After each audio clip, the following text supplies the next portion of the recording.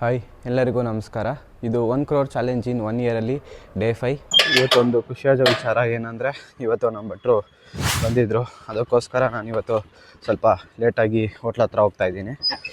ಭಟ್ರು ಬಂದರೆ ನಮಗೆ ತುಂಬ ಹೆಲ್ಪ್ ಆಗುತ್ತೆ, ಯಾಕಂದರೆ ಎಲ್ಲ ಅವರೇ ನೋಡ್ಕೊತಾರೆ. ನಾವು ಹೋಗೋ ಅವಶ್ಯಕತೆಯೇ ಇರಲ್ಲ. ಎಲ್ಲ ಅವರೇ ನೋಡಿಕೊಂಡು ಅವರೇ ಎಲ್ಲ ರೆಡಿ ಮಾಡಿರ್ತಾರೆ.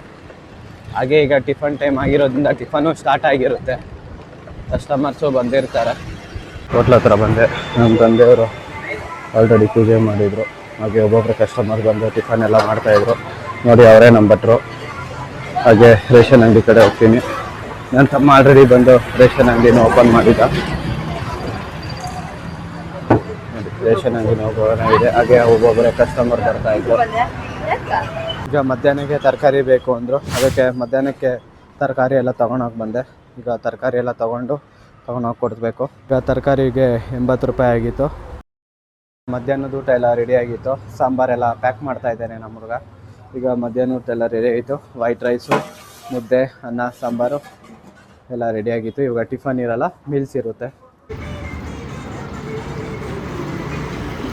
ಮಧ್ಯಾಹ್ನ ಊಟಕ್ಕೂ ಕೂಡ ಕಸ್ಟಮರ್ ಸ್ವಲ್ಪ ಜಾಸ್ತಿನೇ ಇದ್ದರು. ಹಾಗೆ ಒಬ್ಬೊಬ್ಬರೇ ಕಾಲೇಜ್ ಹುಡುಗರೆಲ್ಲ ತುಂಬ ಜನ ಬರ್ತಾಯಿದ್ರು. ಹಾಗೆ ಮಧ್ಯಾಹ್ನ ಊಟನೂ ಕಂಪ್ಲೀಟ್ ಆಗಿತ್ತು. ಈಗ ಟೇಬಲ್ಸ್ನೆಲ್ಲ ಎತ್ತಿಡ್ತಾ ಇದ್ದಾನೆ ನಮ್ಮ ಹುಡುಗ. ಈಗ ಹೋಟೆಲೆಲ್ಲ ಕ್ಲೋಸ್ ಮಾಡಿ ಮತ್ತೆ ಸಂಜೆ 6 ಗಂಟೆಗೆ ಓಪನ್ ಆಗುತ್ತೆ ಹೋಟೆಲು. ಸಂಜೆ 6 ಗಂಟೆ ಆಗಿತ್ತು, ಮತ್ತು ಹೋಟೆಲ್ ಓಪನ್ ಆಗಿತ್ತು. ಹಾಗೆ ರೇಷನ್ ಅಂಗಡಿ ಕೂಡ ಓಪನ್ನೇ ಇರುತ್ತೆ. ಮತ್ತು ನಾಳೆಗೆ ತರಕಾರಿ ಎಲ್ಲ ತೊಗೊಬೇಕು. ಮತ್ತು ಹೋಟೆಲಲ್ಲಿ ಸಂಜೆ ಟೈಮು ಕೂಡ ಟಿಫನ್ ಐಟಮೇ ಸಿಗುತ್ತೆ.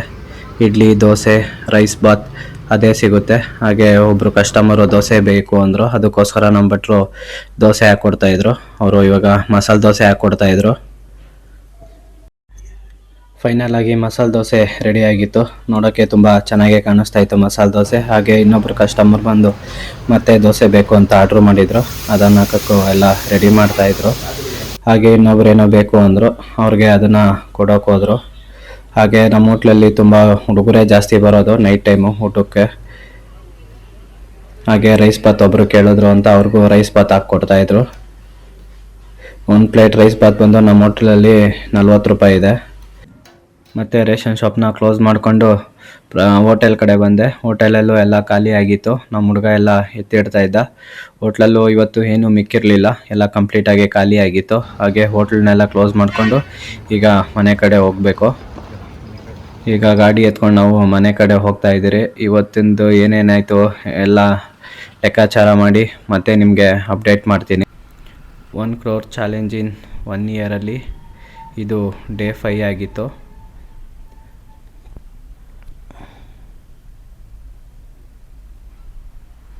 ಡೇ 5ಅಲ್ಲಿ ನಮಗೆ ಹೋಟೆಲ್ ಬಿಸ್ನೆಸ್ಸಿಂದ ನಮಗೆ ಓವರಾಲ್ 11,000 ಬಿಸ್ನೆಸ್ ಆಗಿತ್ತು.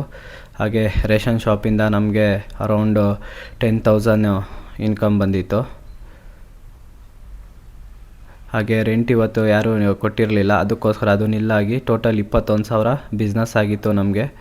ಹಾಗೆ ಟೋಟಲ್ಲು ನಮಗೆ 5 ಡೇಸ್ಗೆ ಅರೌಂಡ್ 1,10,500 ಬಿಸ್ನೆಸ್ ಆಗಿತ್ತು. ಇದಾಗಿತ್ತು ಡೇ 5 ವಿಡಿಯೋ. ಮುಂದಿನ ವಿಡಿಯೋಗೆ ವೆಯ್ಟ್ ಮಾಡಿ.